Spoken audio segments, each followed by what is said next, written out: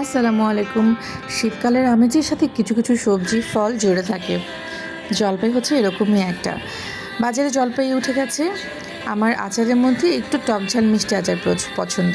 প্রথমে জলপাইগুলোকে নিয়ে ভালো করে ধুয়ে পরিমাণ মতো লবণ এবং হলুদ দিয়ে সেদ্ধ করে নিয়ে এরকম হাত দিয়ে আধা ভাঙা করে নিতে হবে।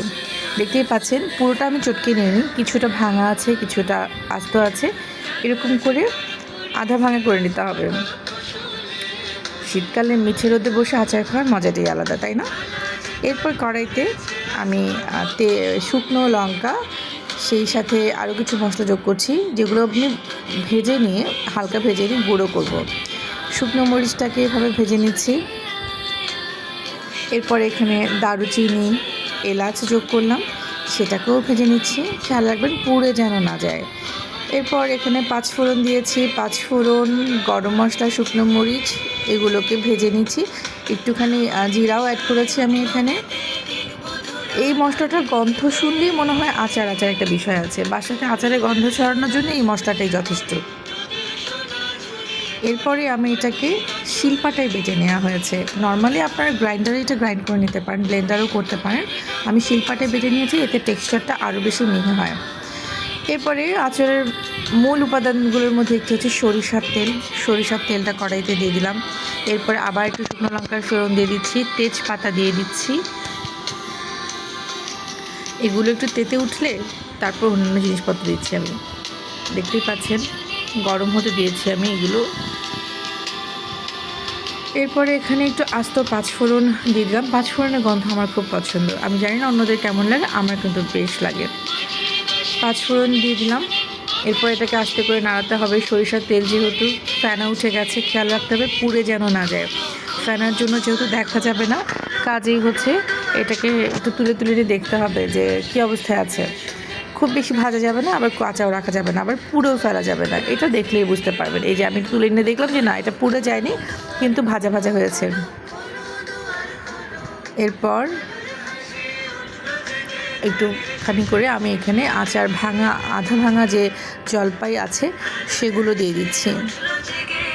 দিয়ে ভালো করে এগুলো তেলের সাথে মশলার সাথে মাখিয়ে নিচ্ছি। পরিমাণ মতো লবণ দেওয়া হলো।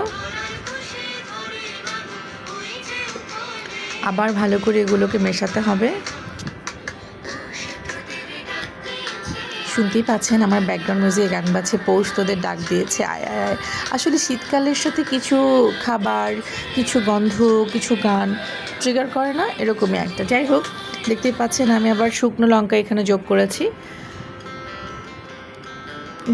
শুকনো লঙ্কা গুঁড়োটাও আমি যোগ করেছি একটুখানি ঝালের জন্য। আবার এটাকে ভালো করে মাখিয়ে নিচ্ছি। মানে চুলার আঁচ কিন্তু আছে, ভাজা ভাজা হচ্ছে এটা করে। কিছুক্ষণ ভাজার পরে আমি এখানে চিনি এবং গুড় মিক্সড করবো। কিছুটা চিনি দিয়ে দিলাম।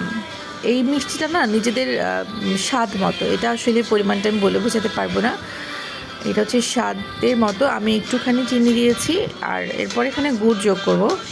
চিনি দিয়ে আবার এটাকে নাড়তে হবে, কারণ চিনিটা মেল্ট হয়ে ওখান থেকে একটু পানি ছাড়বে। কাজে এটাকে চিনি দেওয়ার পরে অনবরত নাড়তে হবে। এরপরে আমি এখানে গুড় দিয়ে দিয়েছি। গুড়গুলোকে আমি একটু ভেঙে নিয়েছি। এটা এখানে ভাজা ভাজা করতে করতে গলে যাবে।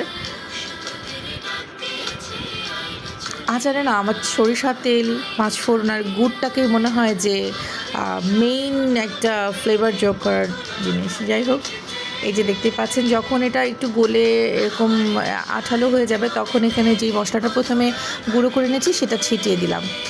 এরপরে এটাকে নাড়াচাড়া করে যখন পানিটা শুকিয়ে এরকম আঠালো হয়ে যাবে, দেখতে পাচ্ছেন স্টিকি হয়েছে, প্যানের গা ছেড়ে আসবে, তখন এটাকে নামিয়ে ফেলবো।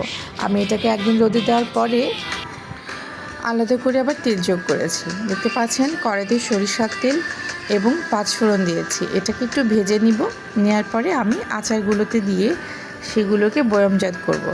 দেখতেই পাচ্ছেন আমার আচারের ফাইনাল লুক। খুব সহজেই চটজলদি বাসায় বানিয়ে ফেলবেন এই জলপাইয়ের আচার। টক ঝাল মিষ্টি, ভীষণ মজা খেতে। ধন্যবাদ সবাইকে।